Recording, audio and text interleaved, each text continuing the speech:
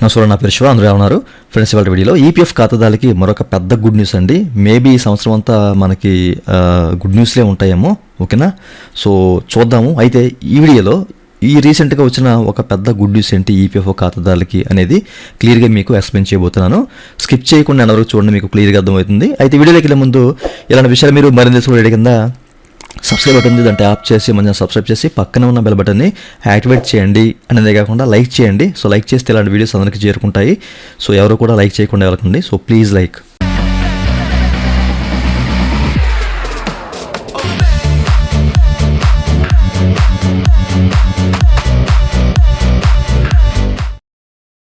ఇక టాపిక్లోకి వెళ్ళే ముందు ఈపీఎఫ్ సంబంధించినటువంటి క్వైరీ సర్వీస్ కావాలంటే పెయిడ్ సర్వీసులు ఉన్నాయి, నన్నైతే కాంటాక్ట్ అవ్వచ్చు. నా వాట్సాప్ నెంబరు ఈ వీడియో కింద మీకు డిస్క్రిప్షన్లో ప్రొవైడ్ చేశాను. వాట్సాప్ ద్వారా మాత్రమే నన్నైతే కాంటాక్ట్ అవ్వండి. అయితే ఈ వీడియోలో మనకు వచ్చిన ఒక పెద్ద గుడ్ న్యూస్ ఏంటి అంటే కనుక మీరు ఇక్కడ చూడొచ్చండి. ఓకే, సో మనకేంటంటే ఒక వెబ్ సర్క్యులర్ అనేది ఈపీఎఫ్ అనేది రిలీజ్ చేసిందన్నమాట. Simplification of joint declaration process అని చెప్పేసి. ఓకే, అయితే ప్రీవియస్లో చాలామంది చూసే ఉంటారండి. సో వాళ్ళకి ఒక నోటు చూసే ఉంటారు. సో మీకు అది క్లియర్గా చూపిస్తాను, మీకు చెక్ చేసుకోవచ్చు. ఓకేనండి. సో ఎవరికైతే అంటే 2024 డిసెంబర్ ఇంత ముందు, ఓకేనా, సో అప్పుడు ఎవరైతే క్లెయిమ్స్ అనేవి అంటే ఈ యొక్క జాయింట్ డిక్లరేషన్ సబ్మిట్ చేశారో, సో అట్లాంటి వాళ్ళే ఇన్ కేసు కనుక so pending at field office అని చెప్పేసి ఉంటే కనుక ఇట్లాంటి మీకు మెసేజ్ వచ్చే ఉంటుందన్నమాట. ఓకేనా. The request was generated from old version of joint declaration for quick approval. అంటే త్వరగా మీకు అది అప్రూవల్ అంటే please delete this request and initiate a new one. అంటే కొత్తది ఇది డిలీట్ చేసేసి కొత్త రిక్వెస్ట్ పెట్టుకోండి, మీకు ఫాస్ట్గా అవుతుందని చెప్పేసి వీళ్ళైతే మనకి ఒక అలర్ట్ అయితే ఇచ్చారన్నమాట. సో అది ఏ సందర్భాల్లో ఎవరికి ఏంటి అనేది ఇప్పుడు మీకు చూపిస్తాను. ఓకేనా. సో నిజంగా ఇది ఈపీఎఫ్ ఖాతాదారులకి చాలామందికి చాలా హెల్ప్ అవుతుంది, చాలా పెద్ద గుడ్ న్యూస్ కూడాను. ఓకేనా. సో మీరు ఇక్కడ చూడొచ్చు. అయితే ఇప్పుడు ఇక్కడ మనకి ఏంటంటే ఈ యొక్క ఆధార్ అనేది ఎవరికైతే 1 అక్టోబర్ 2017 ముందు అలాగే ఆ తర్వాత జనరేట్ అవుతుందో అట్లాంటి వాళ్ళు ఏ ప్రాసెస్ ద్వారా సో ఏ డాక్యుమెంట్స్ అసలు ఏ డాక్యుమెంట్స్ అప్లోడ్ చేయకూడదు, సో ఎవరి పర్మిషన్ ఇట్లాంటివన్నీ కూడా ఒక టేబుల్ కూడా ఇచ్చారన్నమాట. సో దాన్ని మీకు చూపిస్తాను. ఓకేనండి. సో ఫస్ట్ అక్టోబర్ 2017 ముందు జనరేట్ అయిన ఆధార్లు, ఆ తర్వాత జనరేట్ అయిన ఆధార్లు ఇన్ కేసు యూఏఎన్ నెంబర్ ఉండి లేదా మెంబర్ ఐడి ఉండి, ఓకేనా, అట్లాగే ఆధార్ వ్యాలిడేషన్ కాకపోతే, ఆధార్ లింక్ కాకపోతే, చనిపోతే వ్యక్తి, సో వాళ్ళు ఎట్లాగా ఈ యొక్క జిఏడి అనేది సబ్మిట్ చేయాలి అని చెప్పేసి క్లియర్గా మెన్షన్ చేశారు. అట్లాంటి వాళ్ళు మాత్రం ఫిజికల్ మోడ్లో ఇవ్వాల్సిందే తప్పనిసరిగా. బట్ 1 అక్టోబర్ 2017 ముందు కానీ ఆ తర్వాత కానీ ఎవరికైతే ఆధార్ జనరేట్ అవుతుందో అట్లాంటి వాళ్ళు ఆన్లైన్ ద్వారా సబ్మిట్ చేసుకోవచ్చు అనమాట. సో క్లియర్గా ఇచ్చారు. అయితే త్వరలో ఇంకో గుడ్ న్యూస్ కూడా ఉంది మనకి. ఏంటంటే డిజిలాకర్ ద్వారా మనము మన డాక్యుమెంట్స్ అనేవి ఇక్కడైతే అప్లోడ్ చేయొచ్చు.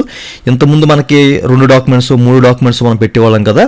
సో డిజిలాకర్ని మనం లింక్ చేస్తే కనుక మనము ఒక డాక్యుమెంట్ అప్లోడ్ చేస్తే సరిపోతుంది అనమాట ప్రతిదానికి. ఓకేనా. దేనికైనా కానీ ఒక డాక్యుమెంట్ రిలేటెడ్గా అంటే మన సంబంధించిన డేట్ ఆఫ్ బర్త్ కానివ్వండి, జెండర్ కానివ్వండి, అలాగే మన నేమ్ కానివ్వండి చేంజ్ చేసుకోవాలనుకున్నప్పుడు ఒక డాక్యుమెంట్ డిజిలాకర్ నుంచి అప్లోడ్ చేస్తే ఏదో ఒకటి సరిపోతుంది. ఇంకా మనకి ఎక్కువ డాక్యుమెంట్స్ అనేవి అప్లోడ్ చేయాల్సిన అవసరం అయితే లేదనమాట. అది కొన్ని సందర్భాల్లో. ఓకేనా. సో మీకు క్లియర్ అర్థమైంది అనుకుంటున్నాను. బట్ ఇన్ కేసు మెంబర్ చనిపోతే కనుక తప్పనిసరిగా అది ఆఫ్లైన్ ద్వారా చేసుకోవాలి. ఓకేనా. సో దానికి ఎవరైతే నామినీ ఉన్నారో వాళ్ళు కొన్ని డాక్యుమెంట్స్ లింక్ చేసి సో ఫిజికల్ మోడ్లో ఇచ్చుకోవచ్చు. ఇన్ కేసు ఎస్టాబ్లిష్మెంట్ లేదనుకోండి, ఎవరైనా ఆథరైజర్ సిగ్నేచర్ చేయించి సో వాళ్ళు కూడా సబ్మిట్ చేయొచ్చు ఫిజికల్ మోడ్లో. సో దాని గురించి కూడా క్లియర్గా ఇచ్చారు. సింప్లిఫికేషన్ అంటే కొంచెం మనకి సులభతరం చేశారన్నమాట దీన్ని ఇంకా. ఓకేనా. అయితే ఆ తర్వాత మీరు ఇక్కడ చూడొచ్చండి. ఓకేనా. సో ఏ పారామీటర్స్లో మనం ఏమేమి చేయాలి, ఏమేమి అప్లోడ్ చేయాలి అనే విషయాలు అయితే మనకి క్లియర్గా మెన్షన్ చేశారన్నమాట. ఇన్ కేసు ఎవరైనా కానివ్వండి ఎవరైనా ఎవరి ఆధార్ అయినా కానివ్వండి 1 అక్టోబర్ 2017 తర్వాత, ఓకేనండి, 1 అక్టోబర్ 2017 తర్వాత జనరేట్ అయిందనుకోండి ఆధార్ కార్డు, అట్లాంటి వాళ్ళు నేమ్ కానీ, డేట్ ఆఫ్ బర్త్ కానీ, జెండర్ కానివ్వండి, ఓకేనా, అలాగే నేషనాలిటీ కానివ్వండి, ఫాదర్ నేమ్ కానివ్వండి, మదర్ నేము, అలాగే మ్యాటల్ స్టేటస్ కానివ్వండి, స్పూస్ నేమ్ కానివ్వండి, డేట్ ఆఫ్ జాయినింగ్ కానివ్వండి, so date of leaving EPS కానివ్వండి, సో ఏదైనా కానివ్వండి, సో మీరు ఆన్లైన్లో సబ్మిట్ చేస్తే మీకు ఎట్లాంటి డాక్యుమెంట్ అప్లోడ్ చేయాల్సిన అవసరం అయితే లేదు. ఓకేనా. సో డైరెక్ట్గా మీకు అప్రూవల్ అనేది ఈపీఎఫ్ఓ ఆఫీసర్ వారి నుంచి అయిపోతుంది అనమాట. ఎట్లాంటి డాక్యుమెంట్ మీరు సబ్మిట్ చేసిన అవసరం అయితే లేదు. ఎంప్లాయర్తో కూడా మీకు అటెస్టేషన్ అవసరం లేదనమాట. ఎంప్లాయర్ కూడా హెచ్ఆర్ కూడా మీకు అప్రూవల్ ఇవ్వవసరం లేదనమాట. 1 అక్టోబర్ 2017 తర్వాత ఎవరి ఆధార్ అయితే జనరేట్ అవుతుందో సో అట్లాంటి వాళ్ళు కనుక జాయింట్ డిక్లరేషన్ పెడితే ఎంప్లాయర్తో సంబంధం లేదు, ఎంప్లాయర్ అప్రూవ్ అవసరం లేదు, కంపెనీ వాళ్ళ అప్రూవల్ అవసరం లేదు. సో మీరు మాత్రమే సబ్మిట్ చేస్తే సరిపోతుంది. ఓకేనా. డైరెక్ట్గా ఈపీఎఫ్ ఆఫీస్ వారికి వెళ్ళిపోతుంది. త్వరలో మనకు డిజిలాకర్ వచ్చిందనుకోండి, ఇంకెవరు అప్రూవల్ అవసరం లేదు. ఓకేనా. ఒక డాక్యుమెంట్ అప్లోడ్ చేస్తే సరిపోతుంది అనమాట. ఓకే. సో మీకు క్లియర్గా అర్థమైంది అనుకుంటున్నాను. ఇంకోసారి చెప్తాను. 1 అక్టోబర్ 2017 తర్వాత ఎవరి ఆధార్ అయితే జనరేట్ అవుతుందో, ఎవరికైతే ఆధార్ వస్తుందో అట్లాంటి వాళ్ళు కానీ name, date of birth, gender, nationality, father name, mother name, marital status, spouse name, date of joining, date of leaving, EPS. So అట్లాంటి కరెక్షన్స్ చేసుకోవాలంటే కనుక సో మనకి ఎంప్లాయర్ సహాయం అవసరం లేదు. ఓకే. సో ఈ విషయాన్ని మీరు గమనించాలి. ఇన్ కేసు ఎవరైనా ఇంటర్నేషనల్ వర్కర్స్ ఉంటారో సో అట్లాంటి వాళ్ళు చేయాలంటే తప్పనిసరిగా ఎంప్లాయర్ అటెస్టేషన్ కావాలి, డిఏ ఏవో కూడా దానికి అప్రూవ్ చేయాలి. ఓకేనా.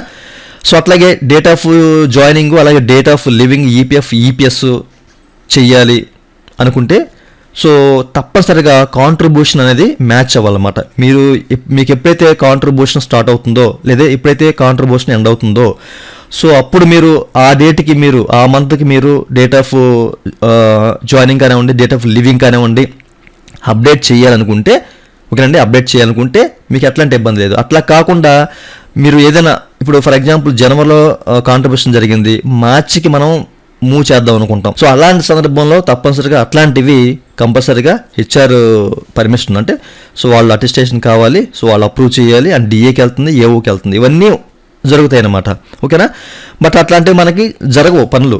ఓకేనా. ఎప్పుడైతే మనకి కాంట్రిబ్యూషన్ ఉంటుందో, ఏ డేట్కి అయితే ఉంటుందో ఆ డేట్కి చేంజ్ చేసుకోవాలి.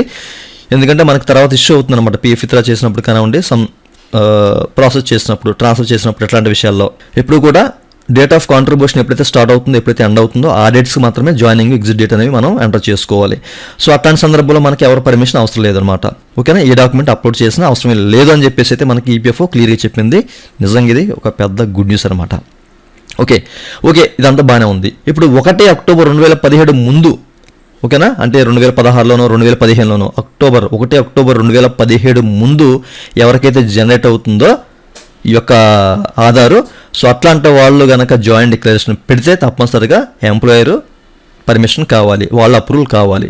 ఓకేనా. దానికి సమ్ డాక్యుమెంట్స్ అనేవి అప్లోడ్ చేయాల్సిన అవసరం అయితే ఉండొచ్చు. ఓకేనా. సో క్లియర్గా మీకు ఈ జాయింట్ డిక్లరేషన్ సంబంధించి ఒక వీడియో పెడుతున్న తర్వాత ఓకేనా మనకు ప్రజెంట్ ప్రాసెస్ ఏ విధంగా ఉందనేది సో అది కావాలా వద్దా అనేది నాకు కింద కామెంట్ సెక్షన్లో తెలపండి. ఓకేనా. ఇన్ కేస్ ఆధార్ ఉంది బట్ యూఎన్కి లింక్ అవ్వలేదు, మెంబర్ ఐడి లింక్ అవ్వలేదు, సో అట్లాంటి వాళ్ళు ఏం చేయాలి అనేది క్లియర్గా మెన్షన్ చేశారన్నమాట. సో ఇట్లాంటి వాళ్ళు ఫిజికల్ మోడ్లో పెట్టాలి ఫామ్ అనేది. ఓకేనా. సో అట్లాంటప్పుడు ఎంప్లాయర్ అప్రూవ్ కావాలి, డిఏ అప్రూవల్ కావాలి, ఏ అప్రూవల్ కావాలని చెప్పేసి క్లియర్గా మెన్షన్ చేశారు ఇక్కడ చివరిలో. ఓకేనా.